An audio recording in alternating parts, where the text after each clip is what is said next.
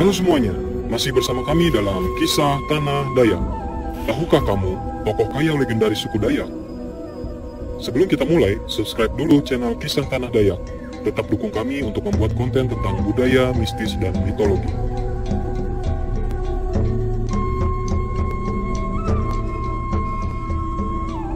Berbicara tentang kayau, menurut tradisi Dayak adalah di mana seseorang kesatria memang harus memotong kepala demi satu tujuan, yang dimana tujuan tersebut mempunyai tujuan yang jelas dan tersistematis, dan dalam tujuan tersebut tidak bisa sembarangan.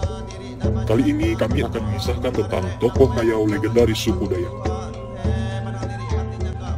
Yang pertama, Bandehun atau Hangki. Bandehun adalah salah satu legenda Dayak yang terkenal. Seorang jipen atau budak yang dapat mengangkat harkat martabat dirinya, sehingga namanya menjadi salah satu yang dikeramatkan, yaitu Keramat Hangki yang berada di Manuhing antara desa Gunung dan Mantuhe, Gunung Mas.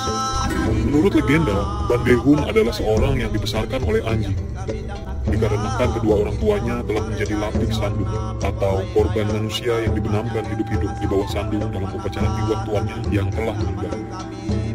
Orang tua Bandehun sendiri menjadi jipen atau budak dikarenakan kampungnya telah kalah dalam perang asal, sehingga pihak yang kalah harus menjadi jipen. Konon ceritanya, ketika ibu Bandehun sedang mengandung, datanglah para asal kayau untuk mencari jipen. Seluruh warga desa dibunuh untuk dijadikan lapik sandung. Ibu Bandehun yang sedang mengandung pun terkena tebasan mandau di bagian perut sampai bayinya keluar dari dalam perut. Bayi itu adalah Bandehun yang akhirnya dibesarkan oleh seekor anjing. Setelah dewasa, Bandehun mendengar cerita asal-usulnya dari orang yang ditemuinya dalam perjalanannya. Sehingga itulah yang mendatangkan niatnya untuk membalaskan dendam orang tuanya dan penduduk kampung asalnya. Maka dia meminta pendapat kepada orang tua asuhnya, yaitu anjing yang mengasuhnya, sehingga diberikanlah kepadanya penyang asuh, yang menyebabkan Bandehun memiliki keberanian, kecepatan, ketajaman, serta naluri seperti anjing. Singkat cerita, diseranglah desa kayau yang telah menyerbu kampungnya, dan itu dilakukannya sendiri tanpa bantuan orang lain. Dalam kampung kayau tersebut, tidak ada yang bisa menandingi Bandehun, sehingga menyebabkan kematian yang banyak di pihak kampung kayau, dan hampir tidak ada yang selamat, serta sedikit yang dapat melarikan diri. Karena saking banyaknya korban kayau oleh Bandehun, maka Bandehun membangun sebuah betang yang tiangnya dari tengkorak manusia dan bagian-bagian betang dari tulang manusia, dindingnya dari kulit manusia, atapnya dari rambut manusia. Disitulah Bandehun ditakuti pada masa itu.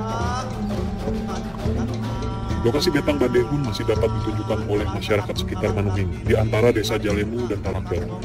Setelah ia berhasil membalaskan dendam itu, namanya yang awalnya Hangki berubah menjadi Bandehun. Konon Bandehun ini menggaib atau menghilang secara gaib, sehingga ia memang tidak memiliki keturunan langsung. Untuk menghormati Hangki, maka warga Tumbang Mantuhe tidak boleh membunuh atau memakan anjing sampai saat ini. Yang kedua, Tali Skatin.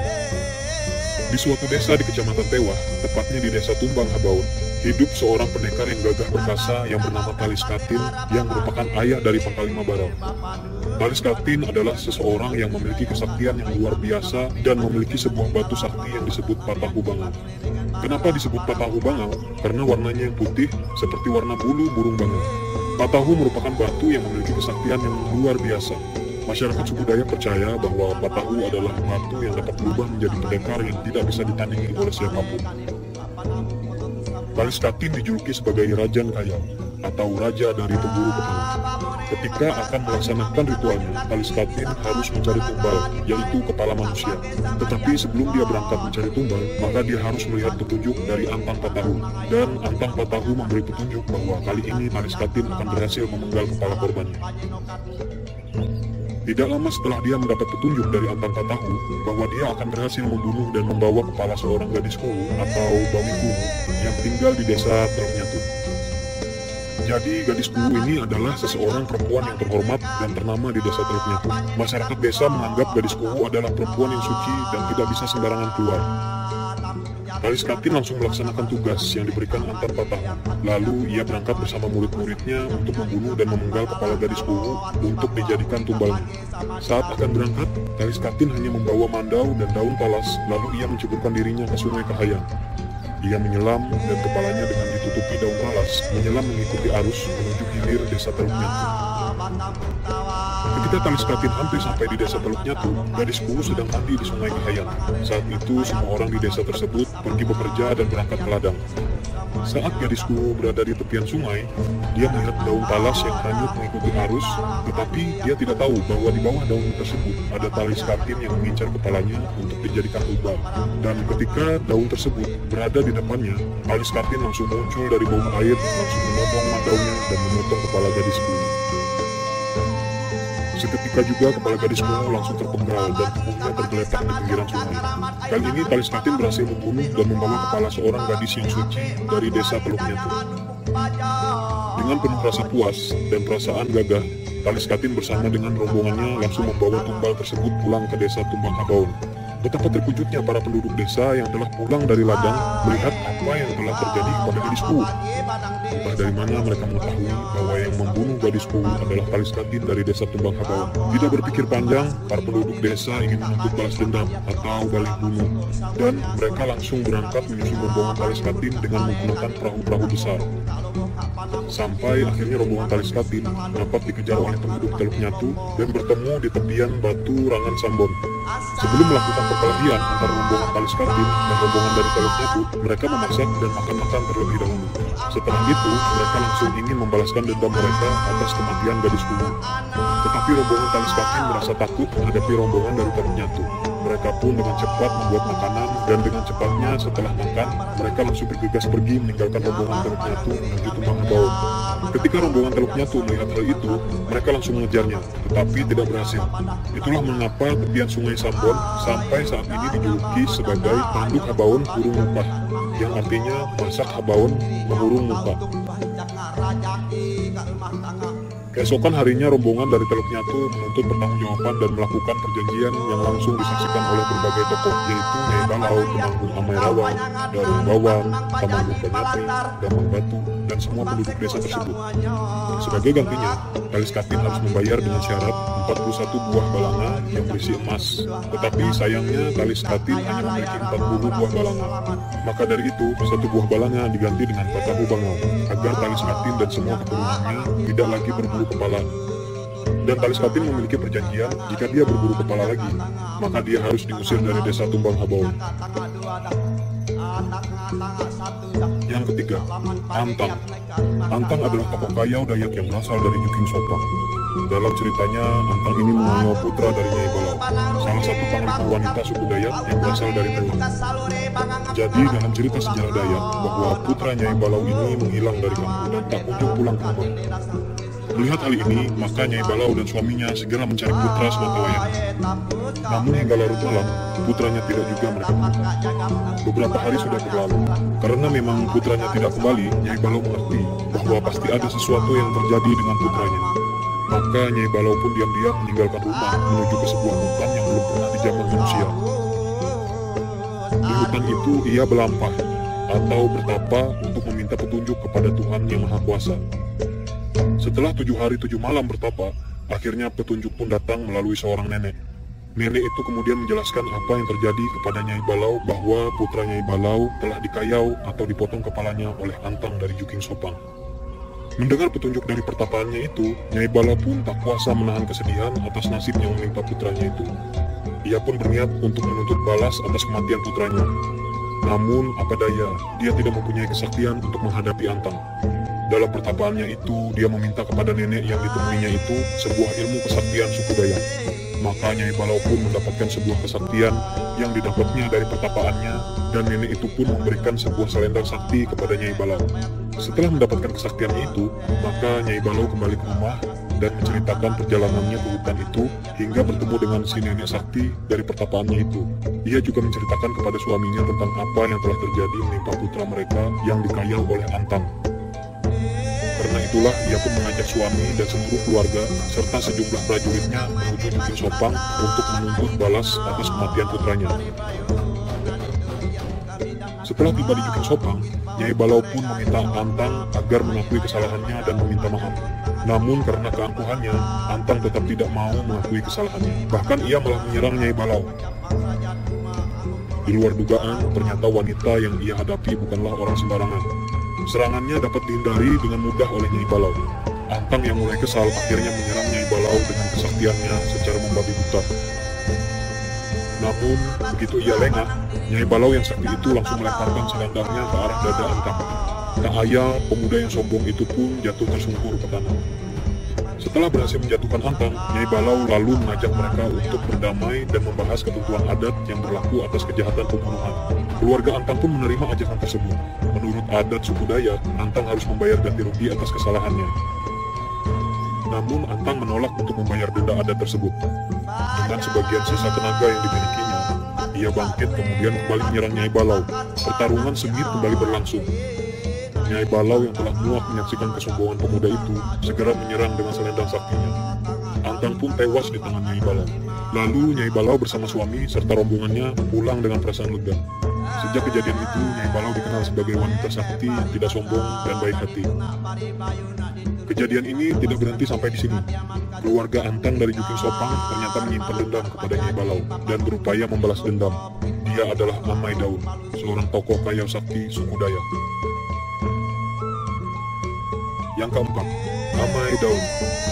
Amai Daun seorang yang memiliki kesaktian yang sangat luar biasa, sehingga dia mampu memburu kepala atau mengayau orang-orang yang berilmu tinggi.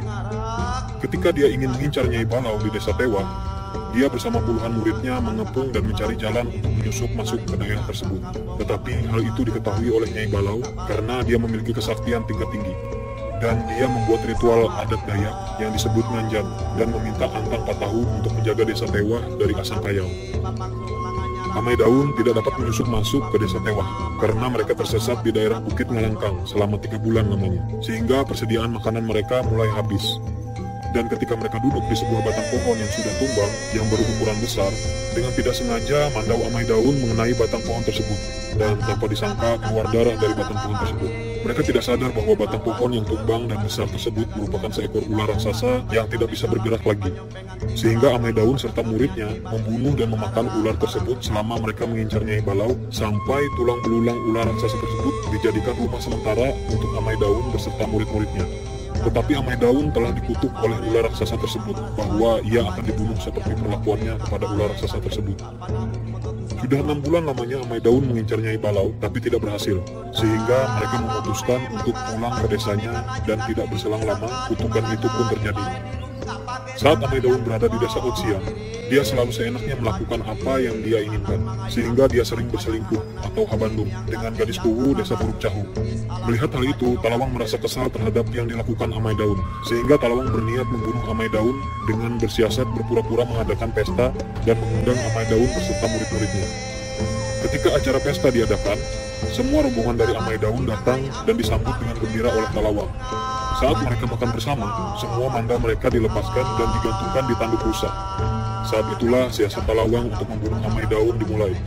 Dan ketika Amai Daun makan, Talawang berpura-pura melewati belakang Amai Daun dan langsung mengambil mandaunya dan memotong kepala Amai Daun.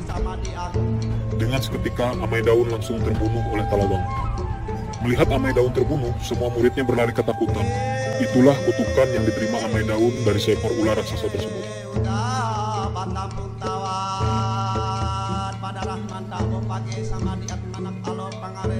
Yang kelima, Antang Kalang. Antang Kalang tinggal di daerah hulu Sungai Barito. Tidak banyak cerita Antang Kalang yang kami dapati dari berbagai sumber. Namun dalam sejarah Kayau, dia dikenal dengan pemburu kepala yang sangat sadis, sehingga atap rumahnya semua terbuat dari rambut manusia yang telah menjadi korbannya. Dia juga dikenal jawara dari sebuah antang tawang yang memberikan petunjuk ketika dia mencari tunggalnya. Antang Kalang sadar dengan semua apa yang telah diperbuatnya selama dia menjadi pemburu kepala. Dan dia dikenakan sanksi jipen oleh Damang Batu saat perdamaian Tumbang Anui, dan dia harus bertanggung jawab atas apa yang dilakukannya dengan melepaskan semua kekuatannya dan kesaktiannya serta berjanji untuk tidak mengulangi apa yang telah dilakukannya.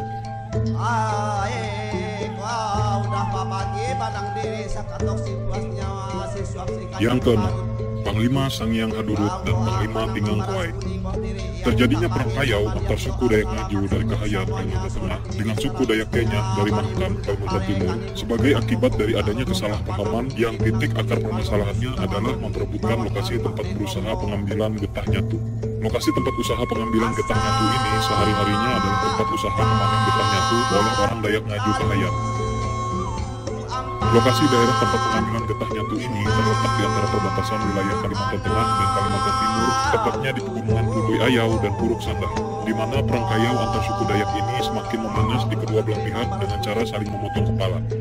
Sehingga terjadi peristiwa yang dikenal dengan nama Kayau 100, yang artinya telah terjadi pertempuran atau perang Kayau di Tumbang Tuan sebelah Udik Tumbang Toyos di Sei Barito Hulu atau pertempuran di Datang Nalau, Kalimantan Timur. Penyerangan Kayau pertama dilakukan yang dipimpin oleh Panglima Perang Sangiang Hadurut dan Panglima Tinggang Koai. Dalam peperangan Kayau pertama, Panglima Sangiang Hadurut dan Panglima Tinggang Koai berhasil memukul kalah lawannya pada saat itu yang berasal dari Dayak Ngaju Kahayan. Sangat banyak korban berjatuhan dan pihak suku Dayak Ngaju Kahayan yang kalah mundur ke desa Longbangun. Namun dalam pertempuran Kayau balasan yang kedua, Panglima Sangiang Hadurut terkayau bersama pasukannya dan Panglima Tinggang Koai pun ditawan oleh pihak musuh. Yang ketujuh, Panglima Undeng, Panglima Teweng, Panglima Batu, dan Panglima Beneng. Setelah penyerangan pertama tadi yang dimenangkan pihak Dayak Kenyah Mahakam, maka pihak suku Dayak Ngaju dari Kahayan mengadakan serangan balasan Kayau juga, yang dipimpin oleh 4 orang bersaudara kandung yang tergolong sebagai panglima perang, yaitu Panglima Undeng, Panglima Teweng, Panglima Batu, dan Panglima Beneng. Keempat orang panglima perang ini berasal dari kampung Batu Nyinggung atau kalau sekarang wilayah Kecamatan Tewah, Kabupaten Gunung Mas, Kalimantan Tengah. Para panglima yang gagah berani ini telah dipilih oleh seluruh warga masyarakat Dayak Ngaju dari Kahayan dengan cara terlebih dahulu melakukan ritual manajah antang. Manajah antang artinya memanggil roh halus dari alam gaib dengan ritual khusus yang jika datang akan berbentuk dalam wujud seperti burung elang. Manajah antang ini merupakan kebudayaan leluhur orang Dayak Kalimantan secara turun-temurun, dan yang bisa melaksanakan ritual ini hanya orang Dayak yang mengerti tentang bahasa leluhur Dayak, bahasa Sangiang, bahasa Nahu, dan menganut agama Kaharingan. Biasanya manajah antang dilakukan oleh basir, pisur, atau tukang tawur yang biasa berkomunikasi dengan alam gaib di Kalimantan. Manajah antang atau najah antang biasanya digunakan untuk berbagai keperluan yang penting. Salah satunya untuk meramal kesuksesan atau kegagalan sebelum berangkat ngayau. Pihak Dayak Ngaju dari Kahayan mengirim utusan Kayau kepada pihak Dayak Kenyah di Kalimantan Timur dengan membawa tutuk bakaka yang berupa sababulu dengan mandau yang artinya sebagai isyarat pemberitahuan akan diadakan peperangan Kayau.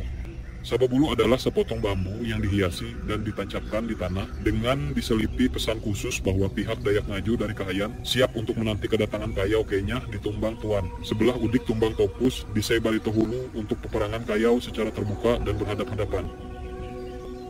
Dalam melakukan serangan balasan ini, pihak Dayak Ngaju Kahayan mengirim pasukan sebanyak 200 orang dengan menggunakan 8 regeh, sejenis perahu yang terbuat dari kulit kayu yang didempul memakai damar hutan. Pada pertempuran yang kedua kalinya, atau Kayau balasan, semua anak buah Panglima Undeng dari Dayak Ngaju Kahayan dan teman-temannya tewas terkayau, sedangkan yang selamat dan hidup hanya para panglimanya. Dan di pihak Dayak Kenyah juga mengalami hal yang sama. Pimpinan perang Panglima Sangiang Hadurut dari Dayak Kenyah dan semua anggota pasukannya tewas terkayau dalam perang terbuka secara berhadap-hadapan tersebut. Termasuk Panglima Tinggang Koai dari Dayak Kenyah Mahakam yang akhirnya bunuh diri karena merasa malu telah menjadi tawanan oleh pihak Dayak Ngaju dari Kahayan. Yang kedelapan, Temanggung Panglima Ayub.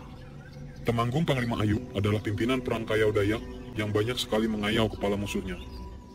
Sekitar tahun 1800-an, terjadi perang antar suku Sepauk dan suku Mentuka, atas hasutan seorang raja. Peperangan Kayau itu sangat sering sekali terjadi, saling balas Kayau mengayau.